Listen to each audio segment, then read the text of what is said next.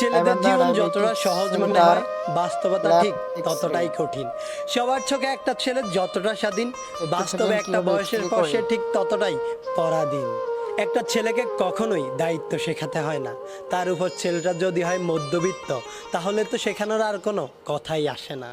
বাবার পরে যখন সংসারের হালটা ধরতে হয়, তখনই দায়িত্ব নামক শব্দটা আপনা আপনি তার মাথার মধ্যে ঢুকে যায়, আর তখনই সবচাইতে চঞ্চল ছেলেটাও একেবারে শান্ত হয়ে যায়। যেই ছেলেটা আগে মা বাবার কাছে আবদার করত, সেই ছেলেটাই আজ সবার আবদার পূরণ করতে শিরোধার্য। যেই ছেলেটা আগে কোনো কিছু না পেলে রাগ করত, সেই ছেলেটাই আজ নিজের শখ বিসর্জন দিয়ে ছোট ভাই বোনের শখ পূরণ করতে ব্যস্ত। ছেলে মানুষ মানেই তাদেরকে পাষাণ মনে করা হয়, সত্যিই কি তাই, নাকি তাদেরকে পাষাণ হতে হয়? সত্যি বলতে ছেলে মানেই পাষাণ নয়, কষ্ট ছেলেদেরও হয়।